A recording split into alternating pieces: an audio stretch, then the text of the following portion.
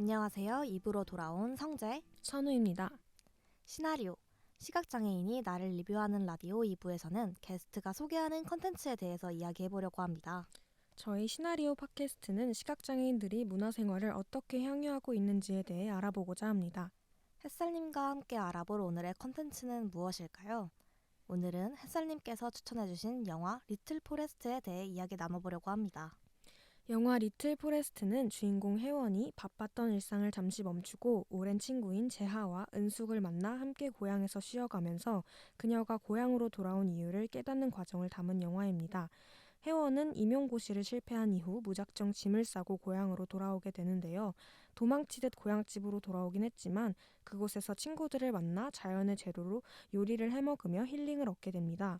지친 도시에서의 삶을 뒤로한 채 잠시나마 편안한 시간을 갖게 된 혜원은 사계절이 지나면서 엄마와의 추억을 회상하고 자신을 떠난 엄마의 마음을 점차 이해하게 됩니다. 그녀는 자신이 고향에 돌아온 이유가 자신의 실패로부터 도피하기 위해서였다고 생각했지만 고향에서 열심히 일하고 자연으로부터 위로를 받고 여유롭게 생각을 정리하는 시간을 가지며 자기 자신을 되돌아보고 진정한 나 자신을 찾게 됩니다. 선우민 영화 설명 감사합니다. 햇살님은 혹시 이 영화를 고르신 특별한 이유가 있나요? 굉장히 조용하고 그리고 또 굉장히 많은 힐링거리가 담겨 있다고 또 소개를 받기도 했고 추석쯤에 어느 한 공중파 TV 채널에서 리틀 포레스트를 하고 있더라고요. 그래서 그거를 잠깐 시청을 한 적이 있는데 너무 저랑 잘 맞아서 좋아하게 됐던 것 같아요. 맞아요. 리틀 포레스트는 정말 잔잔하면서도 따뜻한 영화인 것 같아요. 네. 그래서 많은 분들이 인생 영화로 꼽아주시기도 하더라고요. 사실 이 영화를 보다 보면 아무래도 자연이 많이 나오잖아요. 네. 그래서 햇살이 비추는 장면이 굉장히 많거든요. 그래서 또 햇살님과 이 영화가 더 잘 어울리는 것 같기도 합니다. 맞아요. 그러면 햇살님은 리틀 포레스트에서 어떤 이야기나 장면이 가장 기억에 남으세요? 되게 많은 장면들이 떠오르는데 그 혜원이 음식 해먹는 음식하는 그런 모습도 많이 또 생각이 나고 네. 그리고 또 혜원과 함께 이제 그 지내게 되는 강아지 오구도 많이 생각이 맞아요. 나고 너무 귀여워요. 너무 귀여워요. 나 진짜 그래가지고 혜원이 그 오구한테 비 엄청 내리고 있는데 우산 이렇게 막 그 밖으로 나가서 우산 씌워주면서 네. 오구가 막 낑낑대고 있으니까 무서웠어? 왜 이렇게 비를 쫄딱 맞고 있어? 막 이러면서 맞아요. 그 말이 맞는지 모르겠는데 이렇게 비를 맞고 있어 무서웠어 이렇게 하는 부분이 너무 감동이었고 약간 그렇게 좀 이야기 나눌 수 있는 친구들이 항상 와주고 같이 이제 음식 나눠 먹고 그러면서 서로 티격태격하는 모습도 참 기억에 많이 남았고 엄마와 어린 혜원과 엄마와의 그런 대화도 생각이 많이 나고 자연 이런 것도 제가 이렇게 좀 귀로 들을 수 있는 자연의 소리들이 굉장히 많더라고요. 그래서 그것도 많이 생각이 나요. 저도 말씀해주신 거랑 굉장히 비슷한 장면들이 기억에 남는데요. 저는 그 혜원이랑 재하랑 은숙이가 밤에 계곡 근처에서 같이 다슬기도 따고 도시락 먹으면서 은숙이가 가져온 인삼주도 마시고 수박도 다 같이 먹는 장면이 너무너무 좋았어요. 네. 뭔가 그 장면에서 유독 혜원이가 더 행복해 보이는 것 같고 더 많이 웃고 있는 것 같아가지고 그 화면상으로도 행복이 저한테까지 전해지는 느낌이어서 너무너무 힐링되고 좋았던 장면이었던 것 같아요. 네. 저도 굉장히 비슷한데 저는 햇살님이 꼽아주신 것 중에서 혜원의 엄마랑 어린 혜원이가 나누는 대화. 저는 이게 굉장히 재밌었거든요. 사실 엄마가 혜원이한테 원래 있는 요리를 자기가 만든 레시피라고 속이는 것도 굉장히 재밌었고요. 혜원이가 학교에서 왕따나 괴롭힘을 당하자 약간 위로해주는 게 아니라 너는 그냥 무시해버려 라고 이야기하는 엄마가 전 정말 티스럽다고 생각했어요. 약간 그리고 그 혜원이가 그랬을 때 울먹이는 모습 봤을 때 꼭 어린 저를 보는 듯한 느낌도 좀 들었거든요. 저도 같은 상처가 있었고 그때 저도 되게 많이 울고 그랬었거든요. 그래서 약간 어린 저를 보는 느낌이어서 굉장히 조금 그 장면 봤을 때 좀 울컥했던 것 같아요. 그리고 저는 또 말씀해주신 것 중에서 역시 요리하는 장면을 빼놓을 수 없다고 생각해요. 정말 굉장히 멋졌는데 여러 가지 요리가 나오잖아요. 네. 혜원이가 만들어주는 맛있는 요리 진짜 먹어보고 싶다고 생각을 했거든요. 진짜. 저는 요리에 재능이 없어서 제가 만들지는 못할 것 같고 혹시 영화를 보시면서 어떤 요리 직접 먹어보고 싶다 하신 것이 있을까요?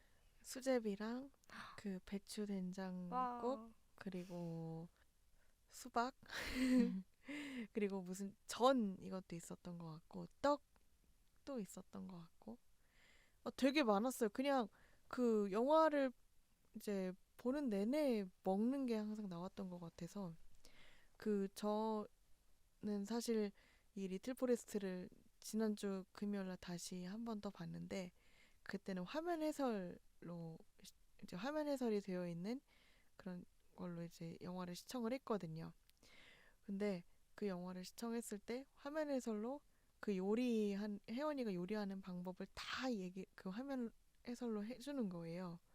그게 너무너무 많이 좀 도움이 됐고 그리고 이렇게 하는 거였구나 하는 그런 궁금증이나 답답함도 풀렸던 것 같아요. 저도 말씀해주신 그 수제비가 너무너무 맛있어 보여가지고 진짜 먹어보고 싶었어요. 떡볶이도 있었다. 아, 맞아요. 그때 은숙이가 직접 만든 떡볶이 네. 매워가지고 네. 매워서 막 그리고 그 꽃 파스타 그것도 어, 되게 맞아요. 되게 신기한 음식이라고 생각해서 뭔가 기억에 남고 그 꽃이랑 오일 파스타가 어떻게 어우러질지가 너무 궁금하더라고요. 그 크림 벨레 뭐 이런 아, 그것도 크림 크림 브릴레. 네, 브릴레. 크림 브릴레 이것도 있었고. 네, 그거 막 갖다 주면서 그때 약간 은숙이랑 혜원이랑 조금 사이가 안 네, 좋았었는데 맞아요. 그거 갖다 주면서 또 풀리고. 네. 저는 꽃튀김도 먹어보고 싶었어요. 아, 꽃을 맞아요. 어떻게 튀기지? 물론 음. 튀기면 다 맛있긴 하지만 저는 그 바삭거리는 소리가 너무 좋더라고요. 네. 튀김 씹으면서. 저 사실 이 영화가 따뜻함, 요리, 힐링, 자연 이런 것들로 굉장히 유명하지만 저는 사실 영화를 보면서 이런 자연 같은 것도 굉장히 좋지만 약간 되게 다양한 갈등 상황이 나와 있다라고 생각을 했어요. 네.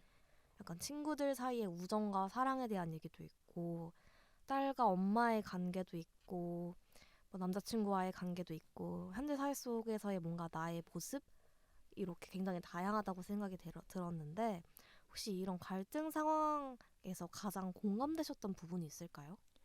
딸과 엄마와의 관계가 가장 공감이 많이 됐고 그리고 또 친구와의 우정 이런 것도 많이 공감이 됐던 것 같아요.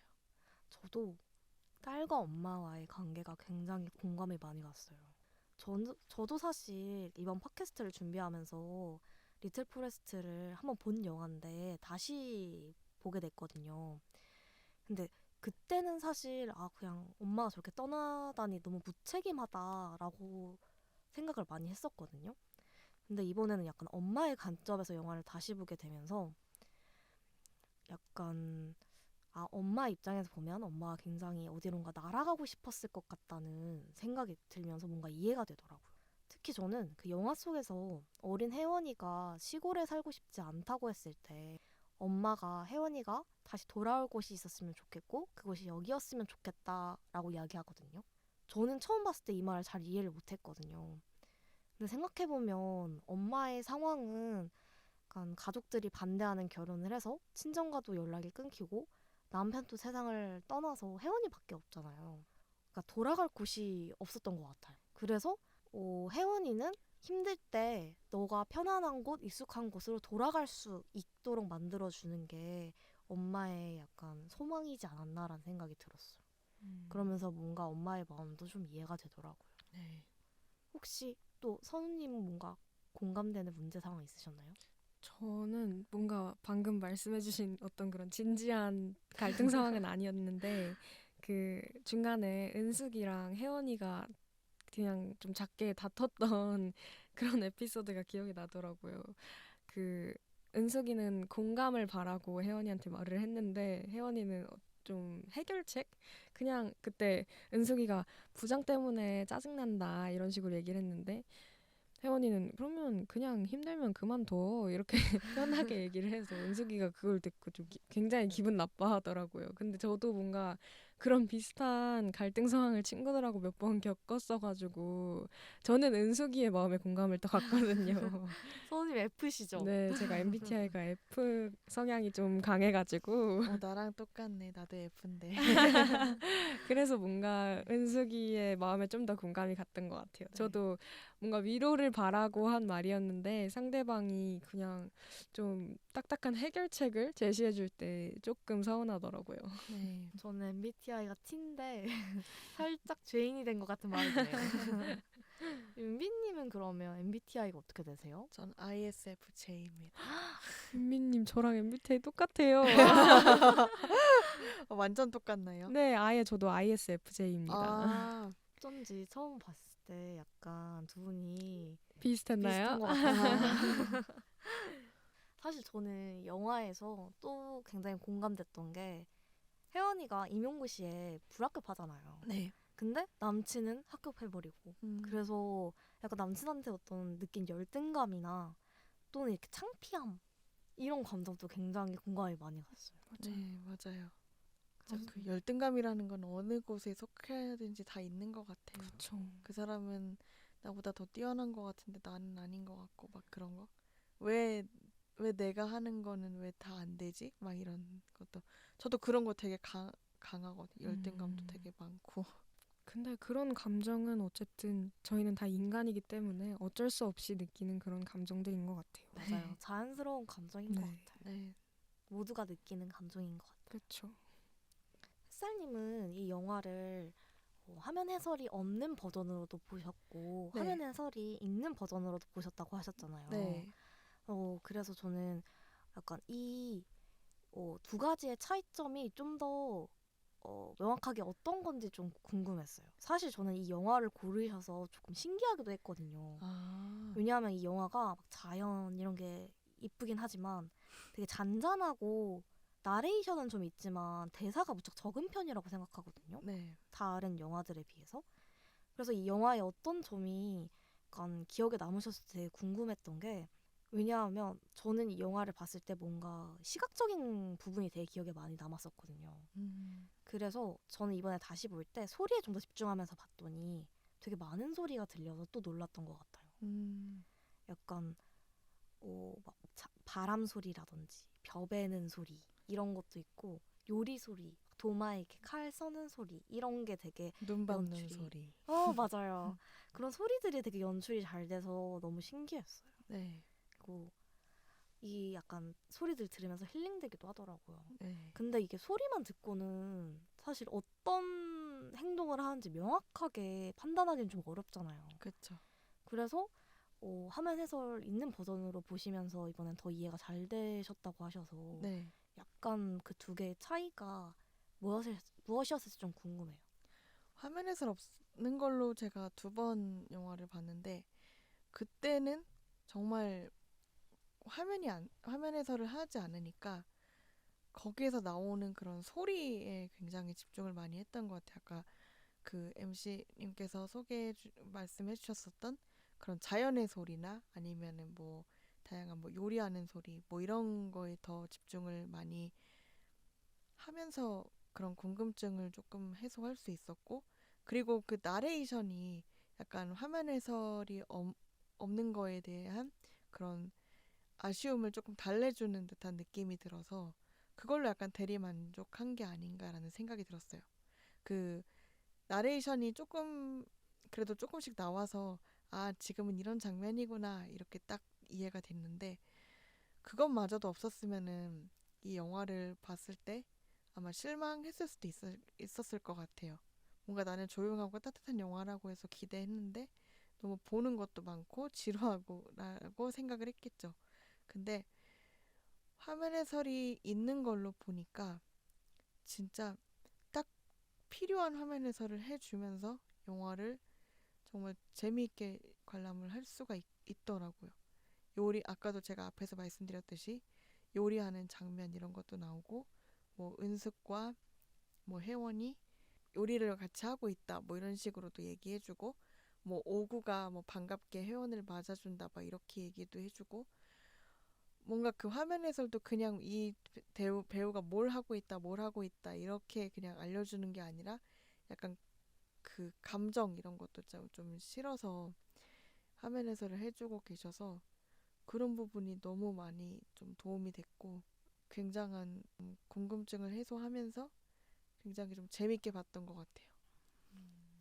저는 또 어떤 생각이 들었었냐면 화면 해설이 그렇게 나오면 약간 뭔가 감정이 몰입되는 장면이라든지 아니면 반대로 그 전과 달리 이런 작은 소리들이 잘 안 들려질 것 같아요. 혹시 그렇진 아, 않았나요? 그렇진 않아요. 옛날에는 그런 게 좀 많았었는데 옛날에는 막 그 배우가 말을 하고 있는데 그 화면 해설이 나오기도 하고 약간 좀 그 배우의 소리가 묻히기도 하고 그런 부분이 좀 많았었는데 그런 게 많이 개선이 돼서 그 작은 소리나 말하는 부분이나 이런 거는 전혀 방해 없이 화면 해설이 나오고 있어서 너무 신기한 것 같아요. 다행이네요. 네, 말씀 들어보니까 앞으로도 더 많은 영화들이 화면 해설 그런 거를 잘 갖추었으면 좋겠다는 생각이 드네요. 네. 네, 저는 또 성재님 얘기를 들으면서 영화 속에서 어떤 소리가 주는 그런 힐링 요소? 그런 거에 저도 되게 많이 공감을 했거든요. 저도 이 영화를 보면서 어떤 자연의 소리를 들으면서 이 소리 진짜 좋다라고 생각한 점이 되게 많았는데 뭔가 비슷한 결로 저는 공부할 때 조금 더 집중해서 할 때 막 자작나무 타는 소리나 아니면 비 오는 소리 그런 거를 ASMR로 들은 적이 꽤 많거든요. 네. 혹시 윤미님도 ASMR을 들어보신 적 있는지 궁금해요. 아, 저도 많죠.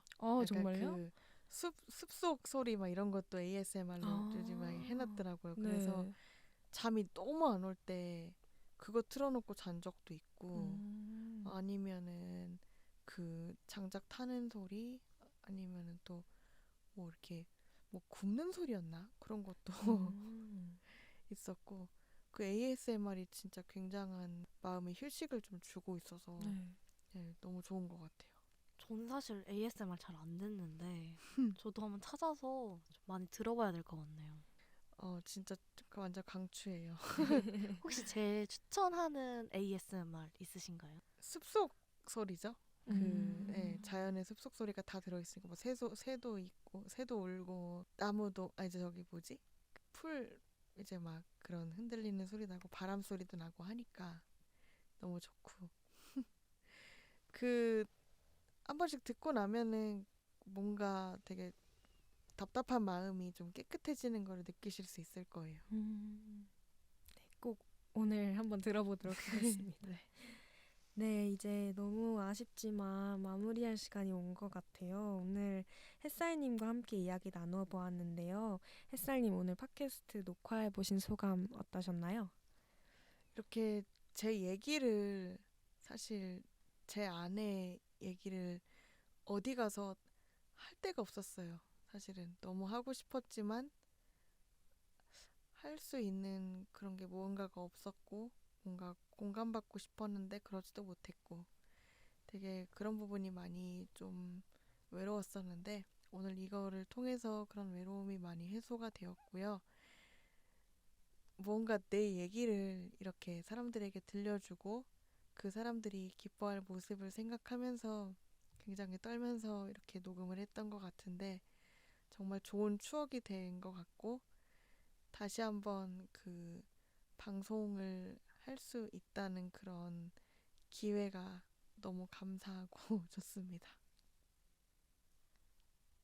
저희야말로 이렇게 나와서 좋은 이야기 많이 들려주셔서 너무너무 감사드립니다. 감사합니다. 저희도 정말 햇살님의 다양한 이야기를 많이 들을 수 있어서 유익한 시간이었던 것 같아요.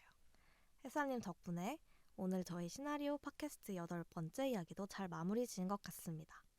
시나리오는 앞으로도 더 많은 시각장애인과 함께 더 많은 작품들을 리뷰하도록 하겠습니다. 감사합니다.